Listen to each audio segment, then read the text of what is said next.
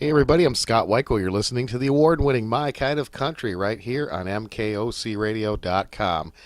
I'm very happy to have this lady back on the show with me tonight. She is one of our favorites here at My Kind of Country, and we certainly play a lot of her music.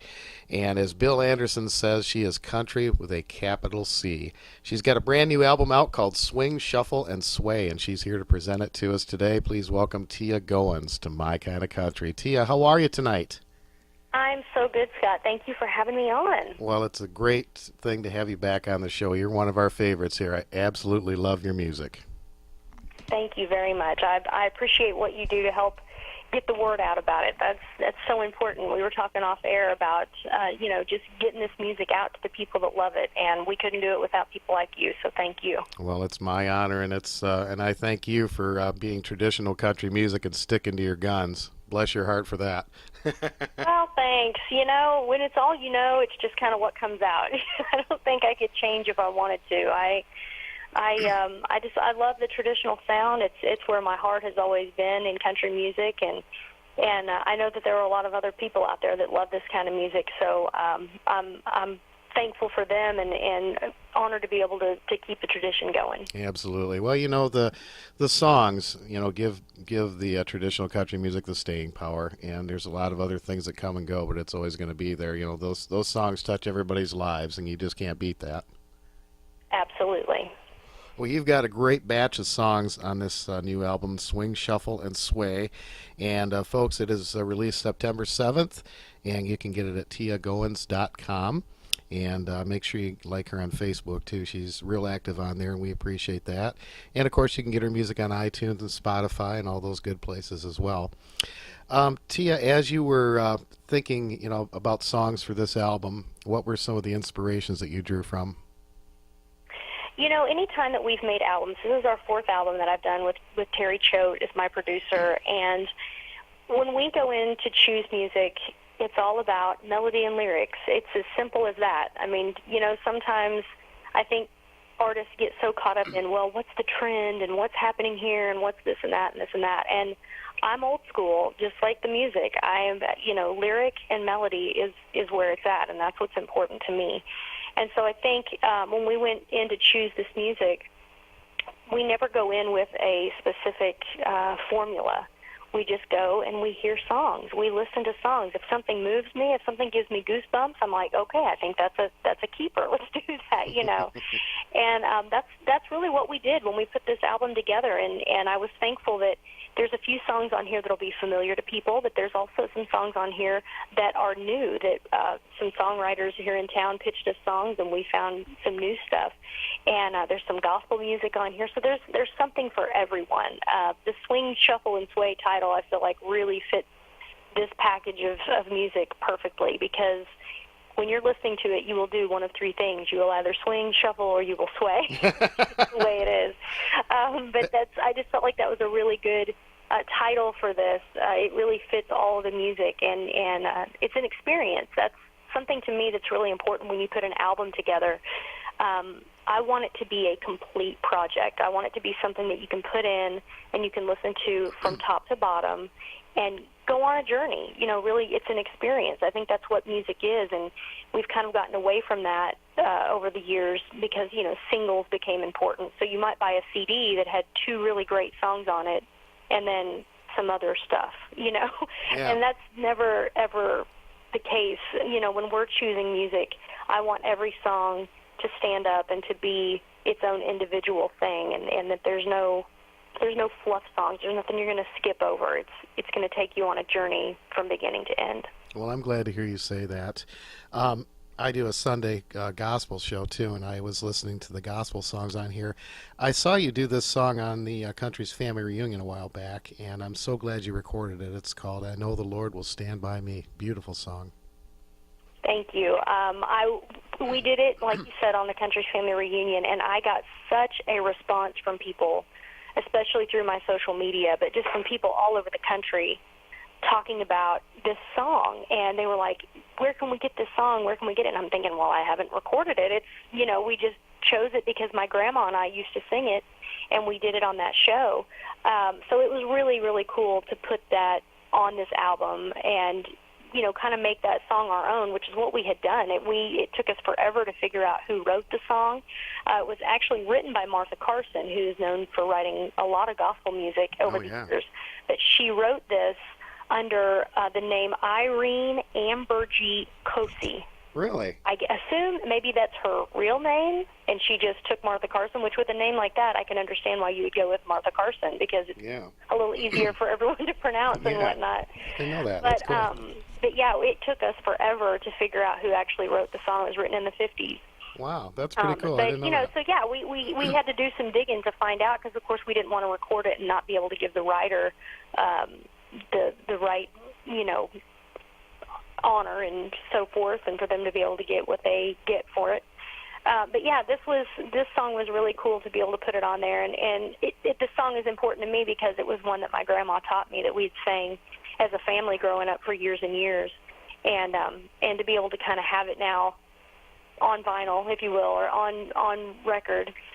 To be able to hear it's a pretty cool experience for me. Oh yeah, it's a great song. I really like that one a lot, and we're going to be playing that a lot on our Sunday Gospel show. Thank you. You were talking about interpretations and making the song your own. Way to Survive is one of my very favorite songs. Of course, Hank Cochran wrote the song. Ray Price had a giant record with it. So did Gene Watson. And when I listened to your version, I got a feeling you probably drew from both of those sources to come up with your own special signature for this one. Well, I had no idea that Gene had kept this song. Actually, this is news to me right now. I had always heard Ray's version of this song in particular. Yeah, I know, right? That's crazy. I'm going to have to go look that up now.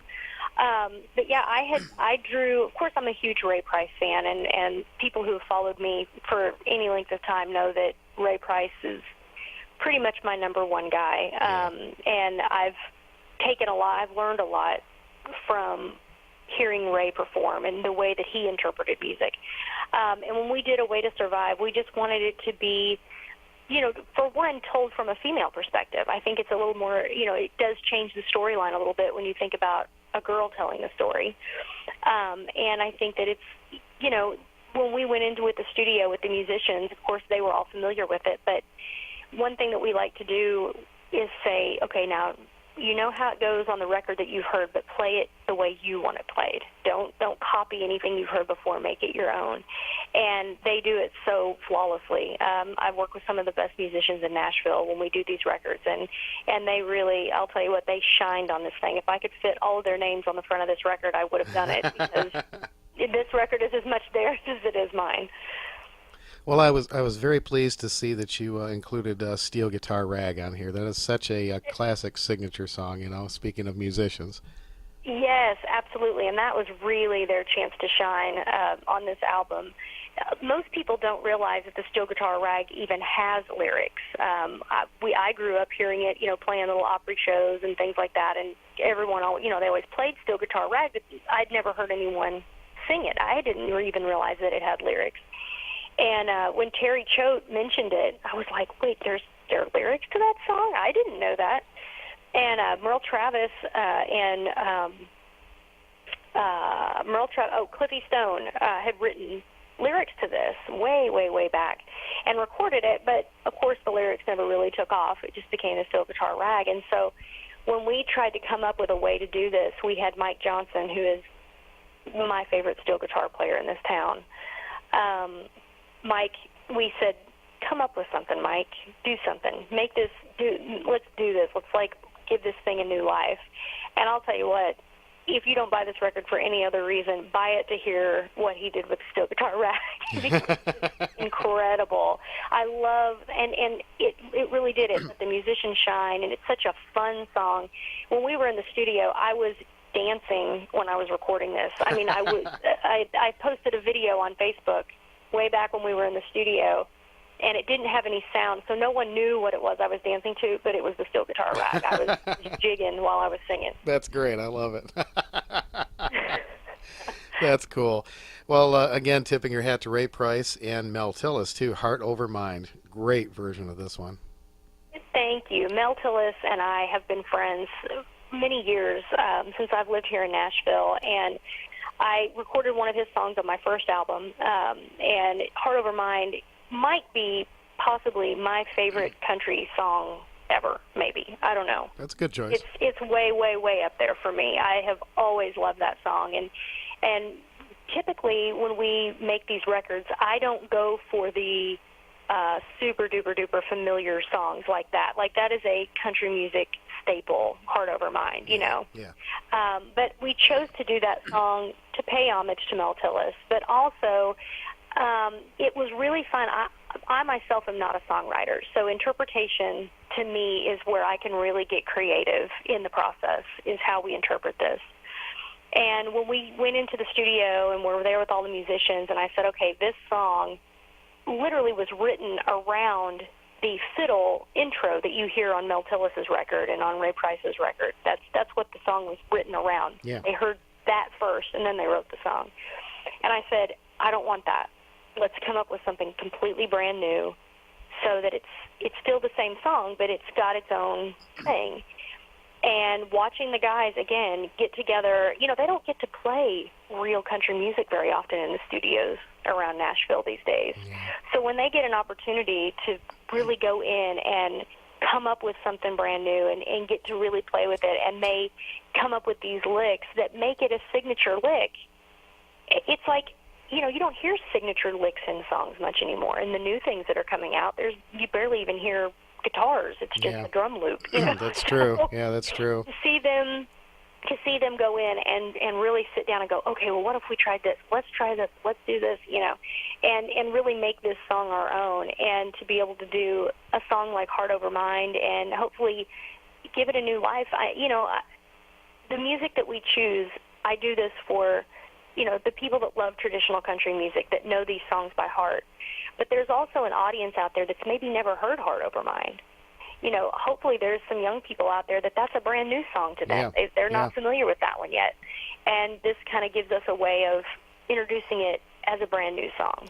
Well, we get a lot of young listeners, and you're right. You know, there's a whole world out there for people to discover, and a lot of our young listeners are, you know, they're requesting all these really old songs that they are new to them, and that's great. So, well, you've created your own Teea Goans signature lick. So there you go.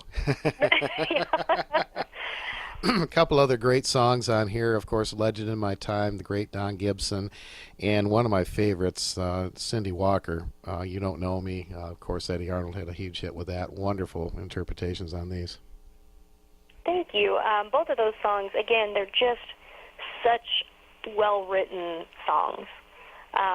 Again, I'm not a songwriter, so I just have huge respect for people who can write music, who can write lyrics the way that these lyrics are written, and melodies the way these were written.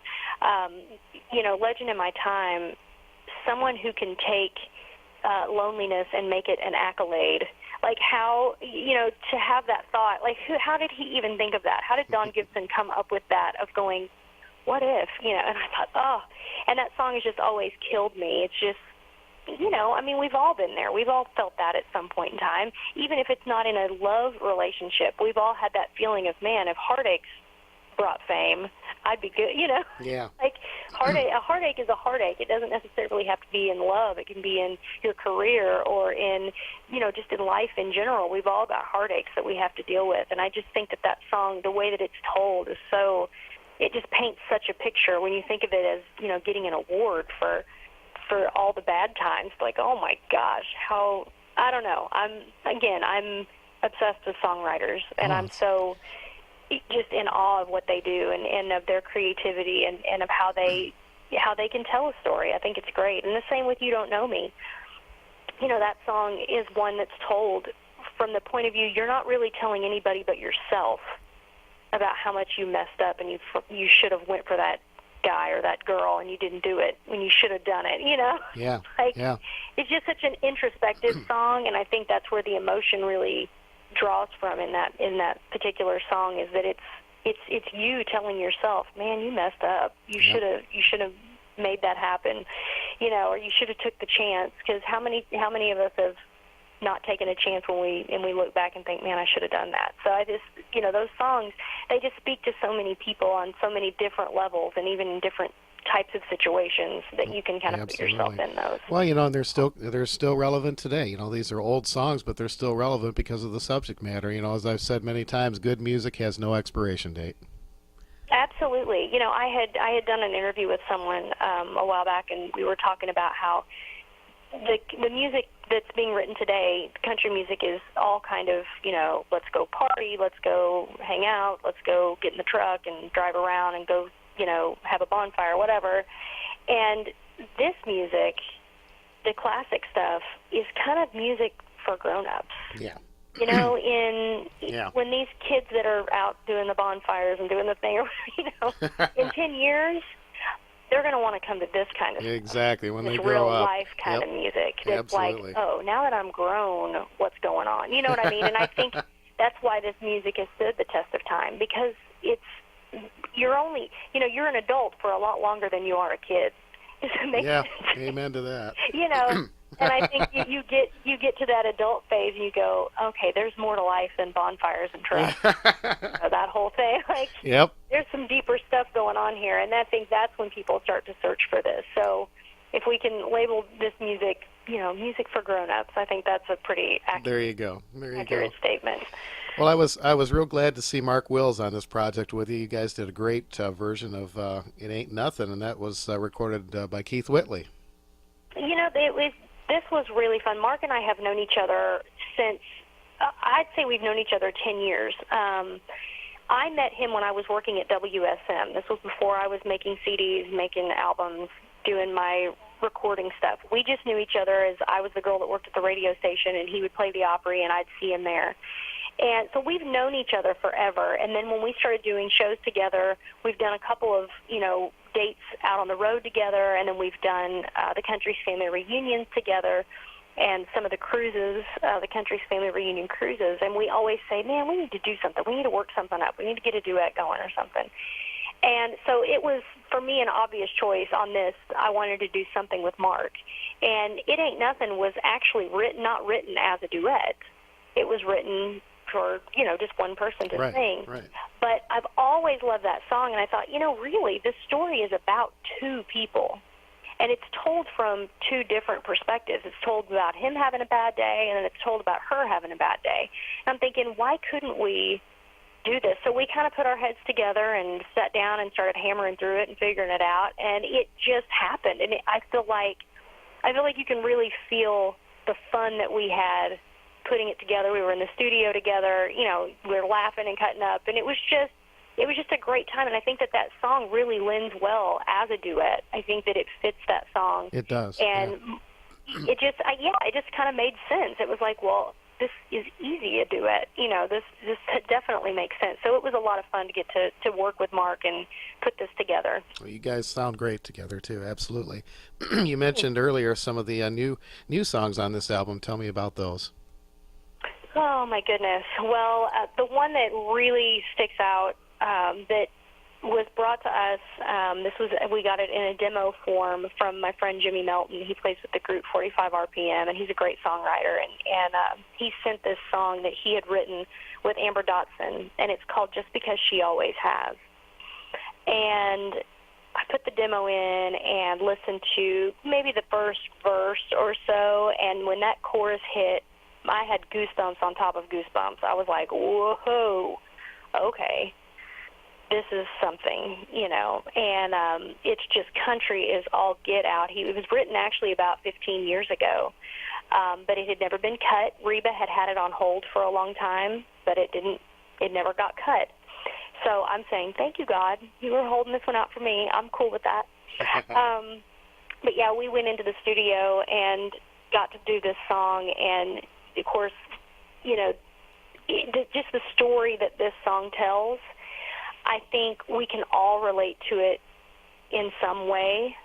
And I like to look at it as a positive thing, because it's almost like, because I'm telling the story kind of in third person, but it's sort of saying, hey, step back and take a look at what's going on before something bad happens. You know what I mean? If you can look at it a number of different ways, but I like to look at it from the, hey, just stepping in here to let you know maybe there's some things that could be fixed,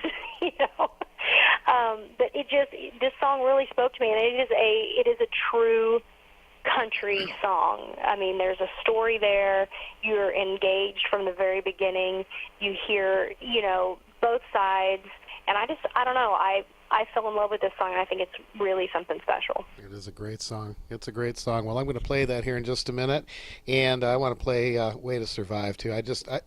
So far, I mean, I got to live with an album for a while, but so far that's the one I'm gravitating towards. I just love your version. I love that. That's with me. I listen to this, and I have a different favorite every day, So I'm sure it'll change, too. I have a lot of favorites of yours. It's always something different. Well, I want you to go, folks, to TeaGoans.com. You can order this brand new album, Swing, Shuffle, and Sway, as well as Tea's other great albums, Memories to Burn, That's Just Me, and The Way I Remember It. All music you've heard on our show and will continue to hear on our show, both on My Kind of Country and our gospel show. And please go see Teea when she's performing. Follow her on Facebook and pick up her music. She's fabulous. You'll see her on Country's Family Reunion, Larry's Country Diner, the Grand Ole Opry. And Teea, it's just an honor to have you on the show. Thank you so much, and thanks for this wonderful music. Thank you, Scott, and thank you to everybody that's out there listening.